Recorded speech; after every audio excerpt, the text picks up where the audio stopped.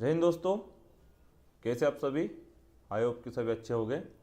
साथियों, जैसे कि हमने आप लोगों को जानकारी दी थी कि जो आप लोगों के जो रिज़ल्ट आने हैं जो जनवरी के लास्ट वीक या फिर 99% फरवरी के फर्स्ट वीक में आपको देखने को मिल सकते हैं।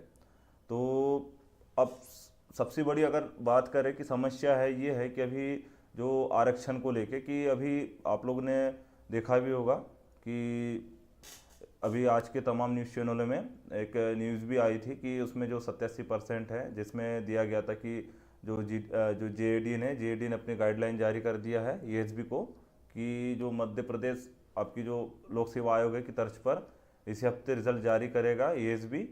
और वो रिजल्ट जो जारी करेगा 87% पदों के लिए होगा। तो जैसे कि हम बात करें साथियों, तो तमाम मेरे भाई बहनों के दिमाग में यही प्रश्न होगा कि जो रिज़ल्ट आना है ये रिज़ल्ट 87% पे आएगा या फिर 113% पे आएगा या फिर 100% पे आएगा। ये बहुत से हमारे भाई लोगों ने कमेंट भी करा था कि सर प्लीज़ आप बताइए कि जो रिज़ल्ट आना है रिज़ल्ट 87% पे आएगा या 113 या 100% पे।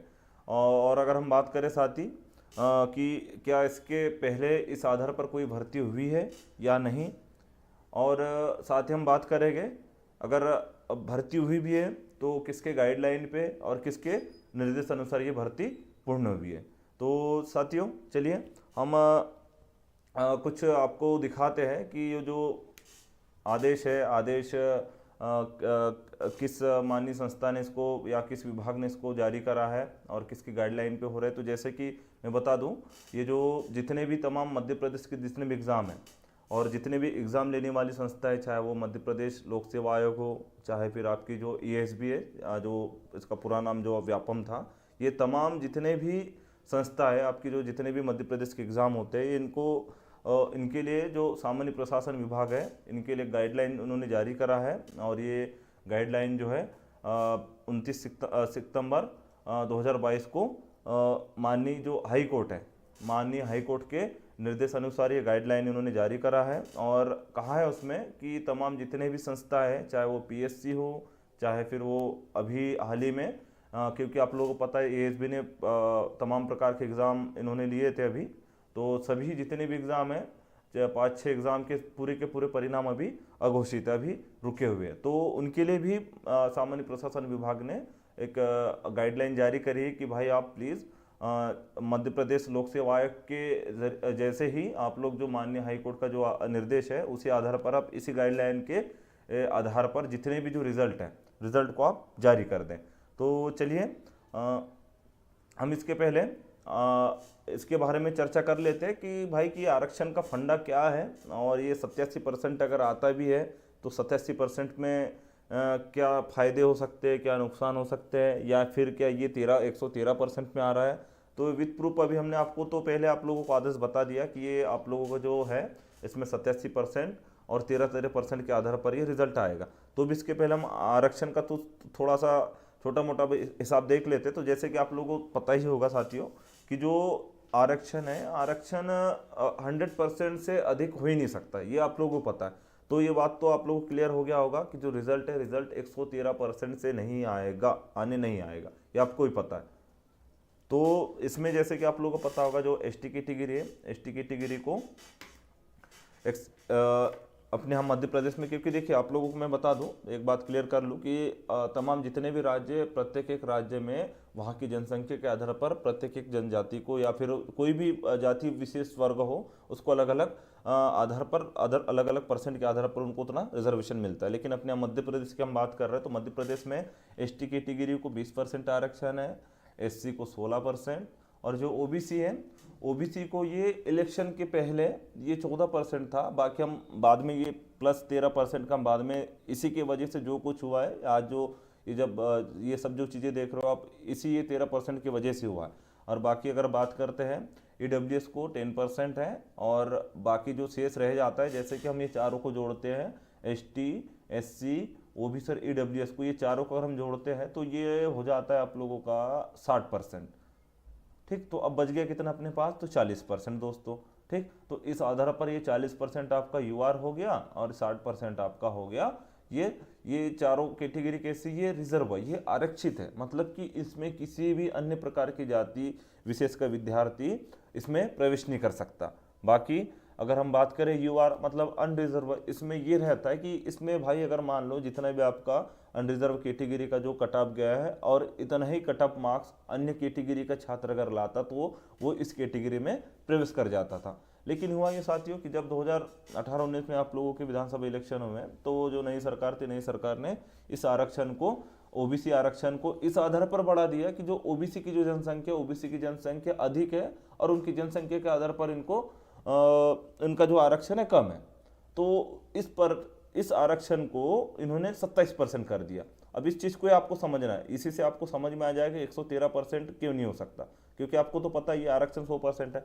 तो देखिए अब दोस्तों क्या है कि जो 14 से जो यहाँ पे 27% हुआ ना, ये भाई आप लोग इस चीज़ को अच्छे से समझ लीजिए कि जो है ना ये 13% भाई आपकी जो यूआर का था ना, यूआर का जो 40% इस पे से माइनस हुआ। ये सरकार ने ना कि अलग से नहीं दिया इनको भैया, अलग से नहीं दिया, वो आपके इस 100% में से गया हुआ है। और अब देखिए तो 13% किसको दे दी इन्होंने, ओबीसी को, तो ये तो हो गया भैया 27%। लेकिन यहाँ पे यूआर का देखिए ना, अगर हम इसमें से माइनस करेंगे 40 में से तो इनके पास कितना बच गया, ये 27%।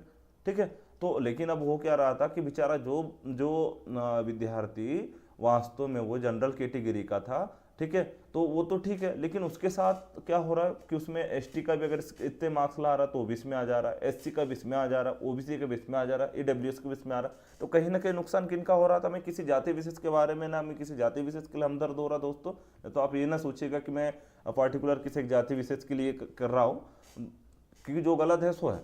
देखिए तो बेचारे इनके साथ तो देखिए हर कोई कैटेगरी के यहाँ पे आ जा रहा, तो कहीं ना कहीं इनके साथ तो नुकसान हो ही रहा था ना इनका।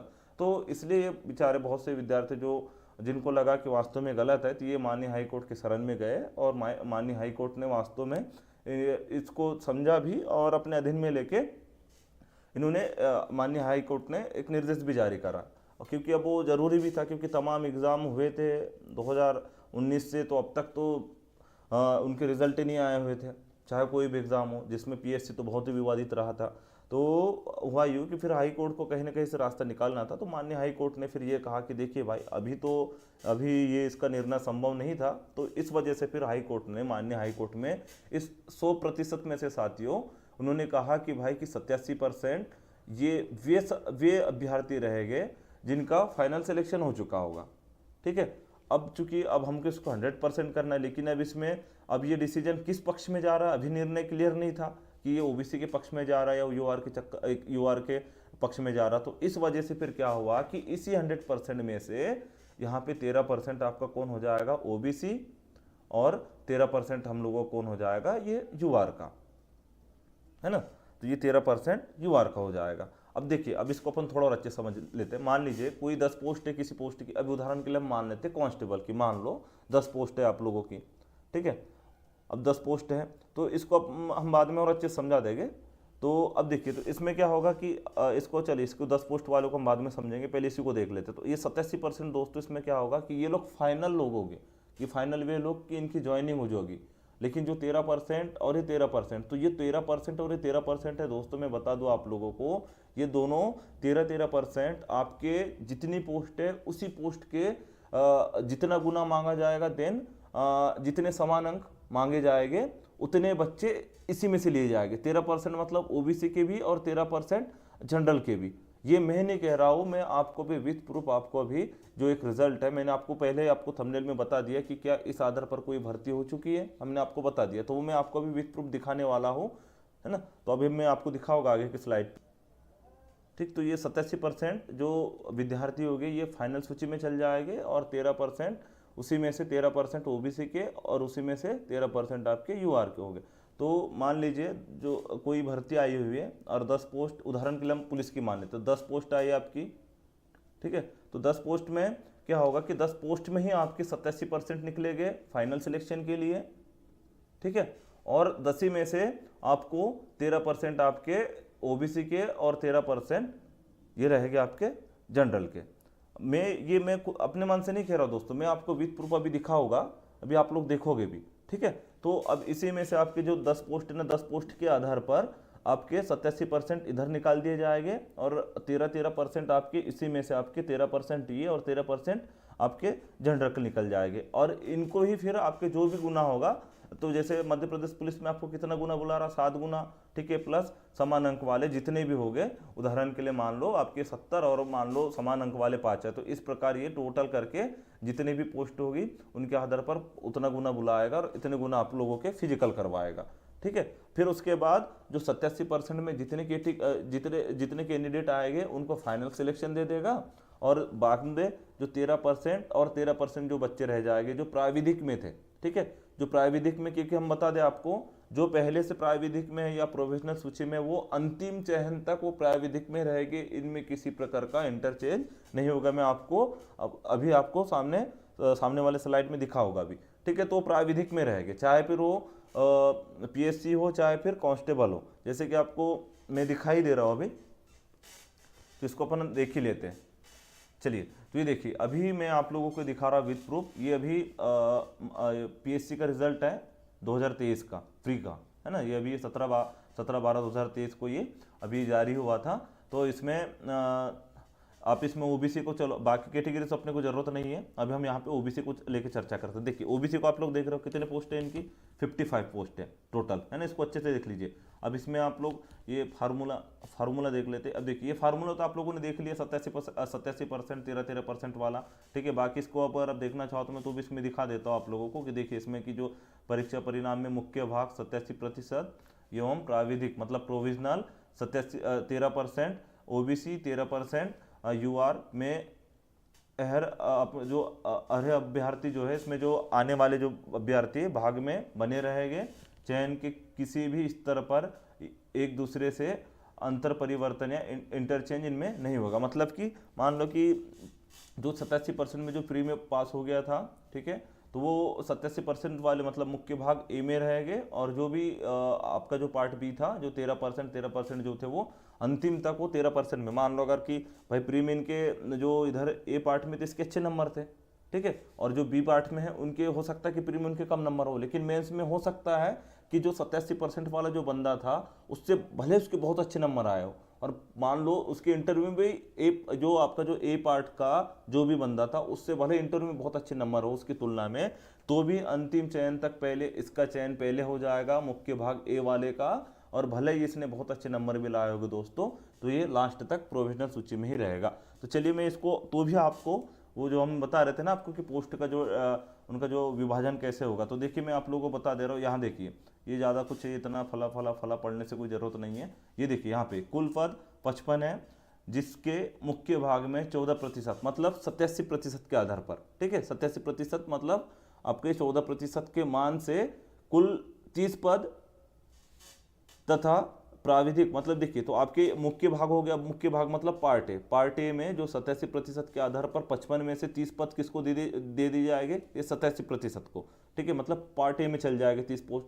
देन उसके बाद प्राविधिक मतलब प्राविधिक भाग आपका जो प्रोविजनल पार्ट है, प्रोविजनल पार्ट 13% वाले भाग में 55% के आपके जो 55 पद है उसके 25 पोस्ट इसमें चल जाएंगे। फिर जैसे कि मैंने आपको बताया था, ये दोनों जो जितनी भी पोस्ट है, अब देखिए इसमें मुख्य भाग अ के लिए कुल विज्ञाति पदों के 20 गुना फला और ये समान अंक प्राप्त प्राविधिक रूप से मुख्य परीक्षा हेतु अरे कुल फला जितने भी उसके गुना हो गए समान अंक वाले, उनको फिर यहाँ पे लिया जाएगा। तो मैंने स्वयं आपको वही ऊपर में वही समझाया कि जितनी पोस्ट है उतनी पोस्ट के ही आपको उतनी ही पोस्ट में से 87% अलग कर देंगे। जैसे कि आपको हमने बताया 55 पोस्ट का उदाहरण देके कि इसमें 30% इधर हो जाएंगे और 25% इधर हो जाएंगे। फिर इनका पूरा का ये करके फिर आपको इधर इसी में फिर आपको गुण उसका जितना भी गुना 7 गुना पुलिस में बुलाएगा, पीएससी मेंस के लिए 20 गुना बुलाता, तो ये जितना भी गुना आपको बुलाना है वो उतना बुला लेगा। देन उसके बाद जितने भी समान है अंक वाले उनके आधार पर जितने भी टोटल पोस्ट होगा उनके आधार पर उनको इधर बुला लेगा, और इस आधार पर आप लोगों के फिजिकल हो गया। क्योंकि अभी अपन फिलहाल अभी सभी लोगों का एक ही सवाल है मध्य प्रदेश पुलिस वाला, तो अपन फिलहाल चर्चा उसी के बारे में करते हैं। बाकी ये पीएससी वाला था 2023 प्री का रिजल्ट, तो इतने गुना सभी का मेंस होगा। लेकिन हाँ मेंस होगा, लेकिन इसमें क्या रहेगा कि जो पार्ट ए में थे पार्ट ए वाले ए में रहेंगे और पार्ट बी वाले पार्ट बी में रहेंगे 13% आधार। जब तक अब ये निर्णय नहीं होगा ठीक है। तो 87% वालों को तो आप लोगों को पता ही होगा, अभी 2019 और 2020 की पूरे तमाम रिजल्ट आ चुके हैं, प्री हो चुके हैं, मेंस और इंटरव्यू वगैरह, और उसके बाद उनके रिजल्ट भी आ चुके हैं। जितने भी आला अधिकारीगण थे 25 जनवरी को इनको नियुक्ति पत्र मिल चुकी है। तो ये 87% वाले, लेकिन बाकी जो 13% वाले हैं, अब यहाँ पे पेच पच जाएगा कि भाई जब अगर मान लो ओबीसी के पक्ष में अगर निर्णय जाएगा तो यूआर के 13% बच्चे बाहर हो जाएंगे, ठीक है। अगर मान लो अगर ये निर्णय ओबीसी के पक्ष में न जाके यूआर के पक्ष में जाता है तो ओबीसी के बच्चे 13% उसमें बाहर हो जाएंगे। तो मैं उम्मीद करता हूँ दोस्तों कि सभी दोस्तों को, मेरे प्रिय भाई बहनों को ये वीडियो काफ़ी अच्छा लगा होगा और समझ में आया होगा। तो अब देखिए, प्लीज़ आप कोई इसको अन्यथा न ले और नेगेटिविटी न भी लाए कि भाई कि नकारात्मक सोचने लग गया, अरे यार कि पता चला कि हम ही लोग उस सूची में ना आ जाए। तो देखिए यार, ऐसा है दोस्तों कि जो स्थिति आप लोगों की वही स्थिति मेरी है, और जो स्थिति मेरी है वही स्थिति आप लोगों की है ना। कहीं ना कहीं भी मैं भी कोई ना कोई एग्ज़ाम की तैयारी कर ही रहा होगा, या मेरे छोटे भाई बहन कोई ना कोई, और आप लोग मेरे छोटे भाई बहन जैसे हो तो आप लोग भी तैयारी कर रहे होगे। तो देखिए, तमाम मध्य प्रदेश के साथियों की ये स्थिति है। तो प्लीज़ मैं आप लोगों से यह रिक्वेस्ट करूँगा कि कोई इस चीज़ को अन्यथा न ले, नकारात्मक न ले। भाई जो स्थिति सो है ना। तो बड़ी आप तैयारी करते रहिए।